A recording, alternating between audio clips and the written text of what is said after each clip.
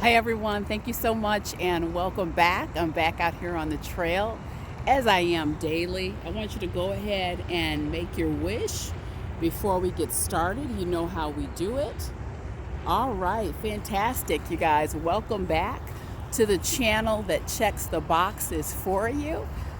We are here, we're talking about movement, mental health, and motivation. This is the channel, guys. We've got it all. So I want to thank a loyal subscriber, Alexander, for today's content. I did receive your note, and I thank you for being such an amazing subscriber.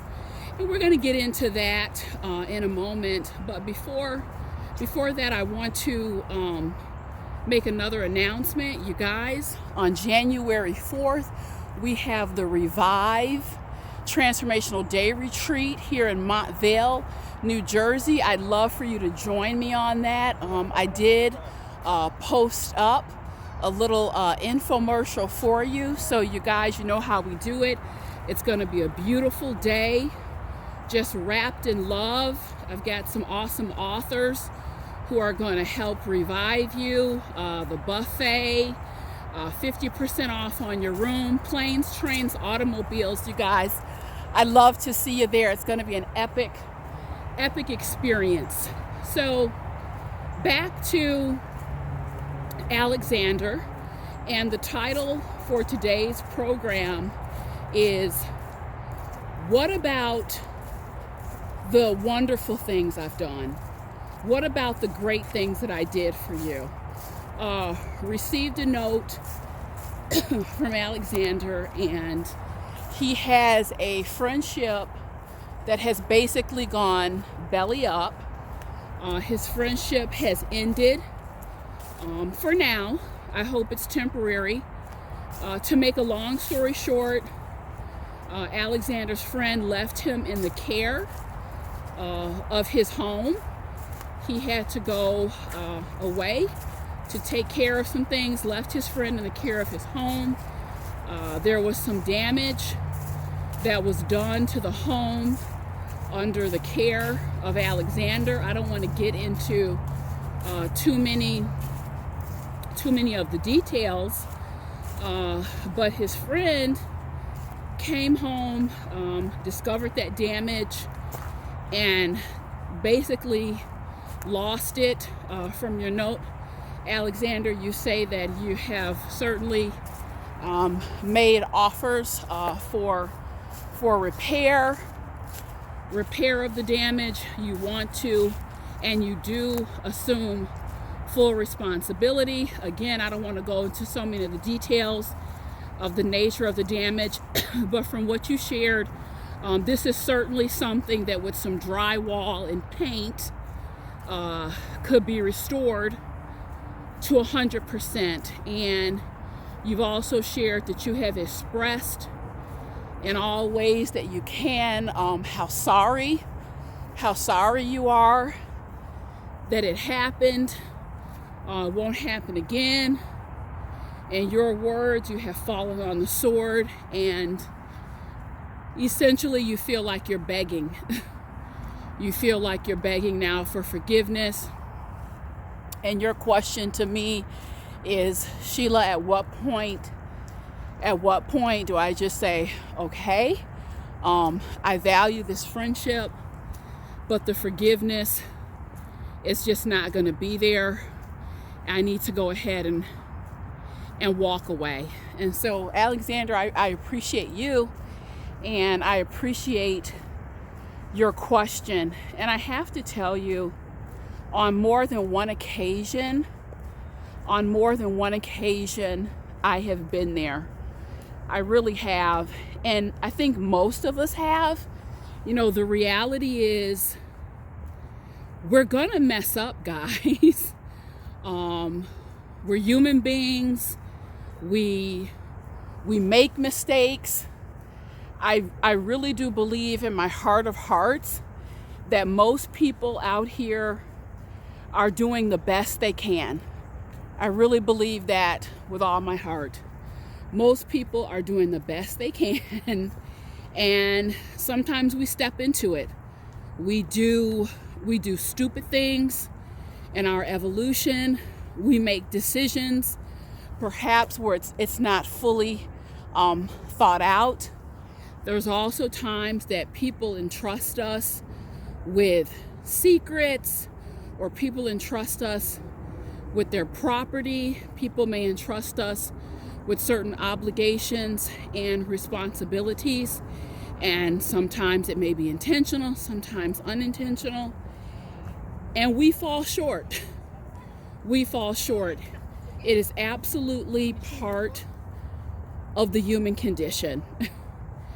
The reason that forgiveness, this is, again, this is in my estimation, personal and professional opinion, the reason why forgiveness is such a necessary tool is if we don't have the ability to ask for forgiveness, to receive forgiveness, you guys, you can just imagine how many of us truly would have all of our relationships intact. How many of us truly would have all the current relationships that we have intact right now if it were not for the grace?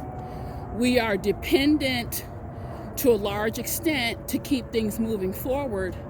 We are dependent upon the grace from one another to do that.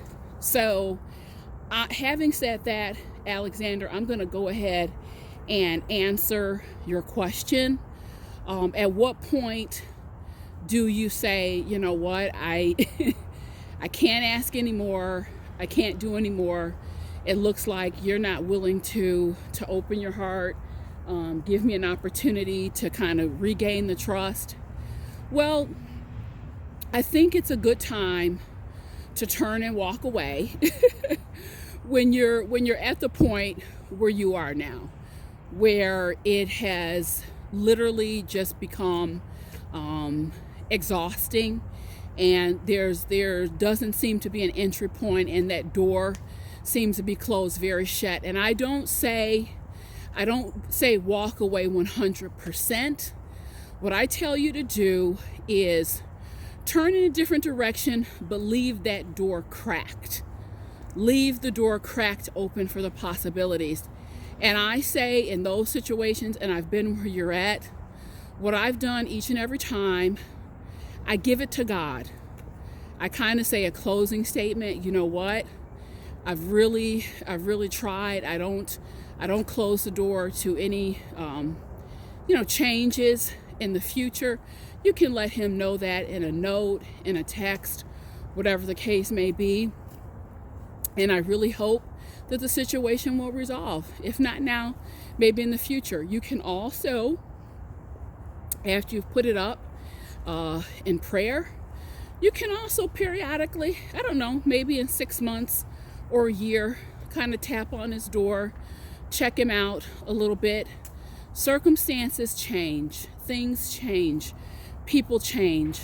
But the reason I advise not pushing it and not chasing him, not turning this into something where you are badgering him, is because the natural instinct, when people feel like they're being chased, when they feel like they're being hunted, the natural instinct is really to run, quite frankly. It's just how it goes with human nature. So he is likely feeling a sense of hurt. He's likely feeling a sense of betrayal. And the other thing, based on what you wrote in the note, it happened so recently, he also has not had time to miss you. He also has not had time to experience his life without you in it. Sometimes that can make a difference as well. You know, the bottom line is this, and we don't like to talk about it, but it boils down to the condition of one's head, and it boils down to the condition of one's heart and their capacity. You know, certainly I've been very candid on this channel. I do believe that there are things that people can do to us where we really just need to part ways and just go ahead and go into a new direction, because the relationship has become toxic. The relationship exists in a toxic environment. And I feel you can still forgive and move on. I would reference my video, I forgive you, but I choose not to continue. I do a whole separate treatment on this subject. So a lot of it has to do with the capacity of one's heart. And this particular video has so much to do with forgetting how we often forget the good, the good that people do. And I feel so strongly that that has to be a part of the calculation, you guys.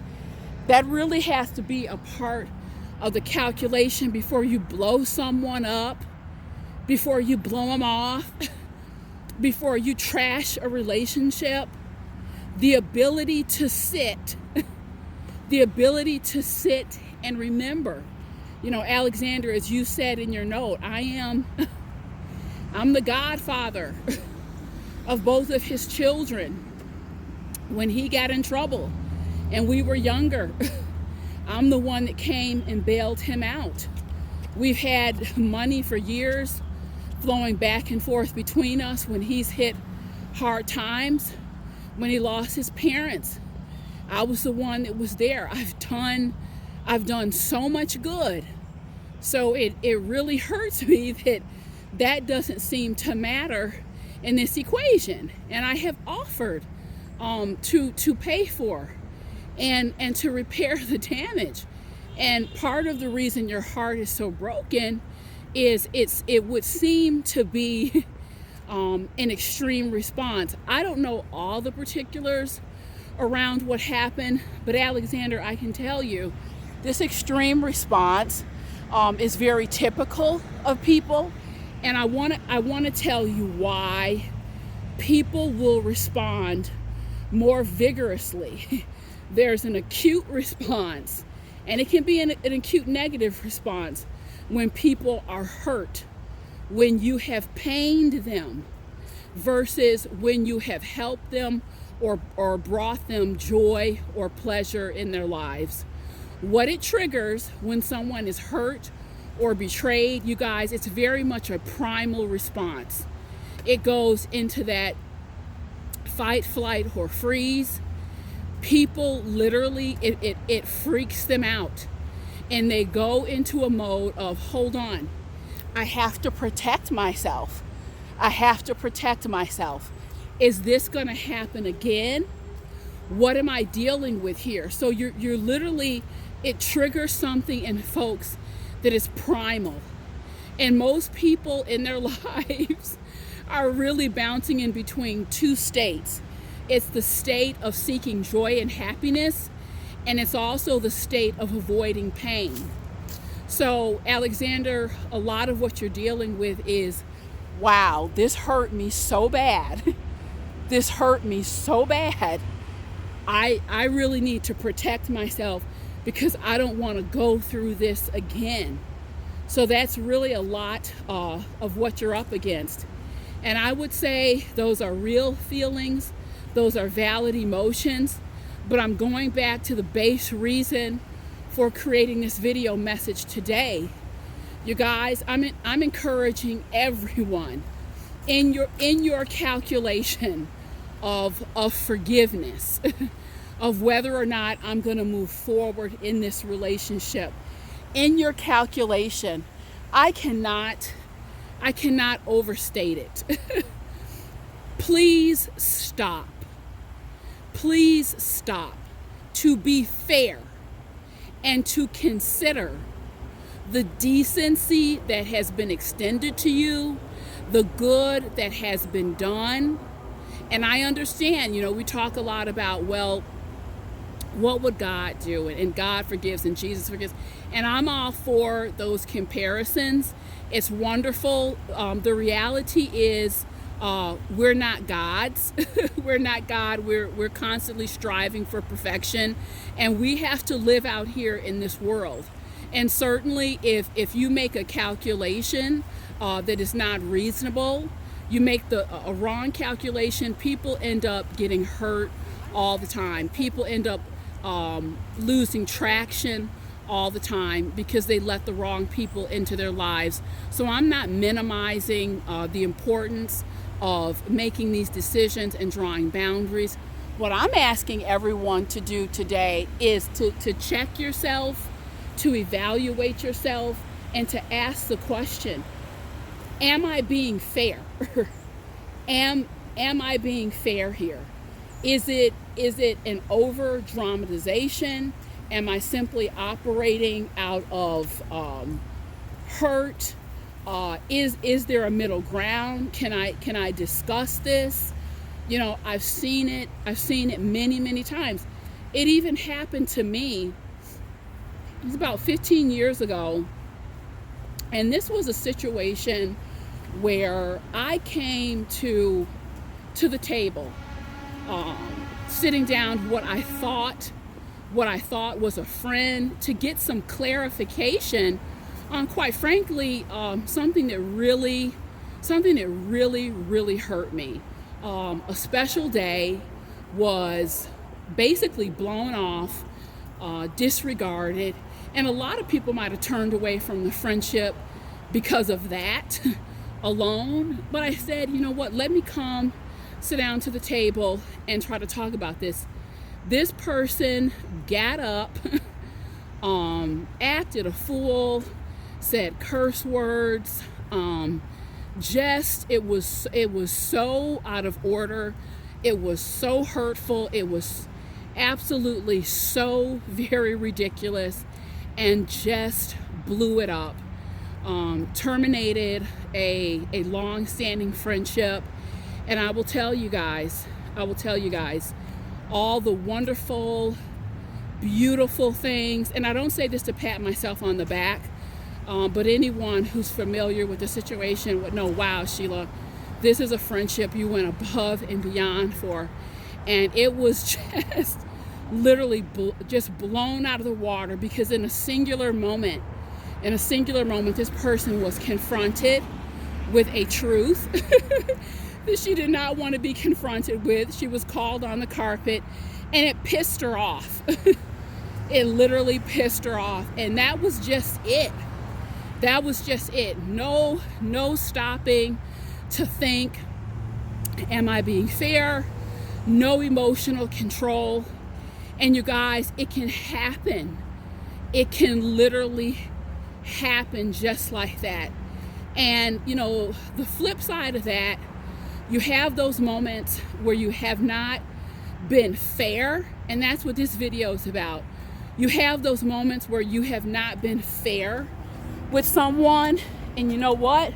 Momentarily, you may feel so good and so powerful, but I'm here to tell you guys, because I've been on both the giving and receiving end of these moments, what you lose long term, and in terms of your memories, in terms of treasured relationship, in terms of good times, you guys, it's not even for a momentary, what you think is a victory, where you let your ego take hold of you.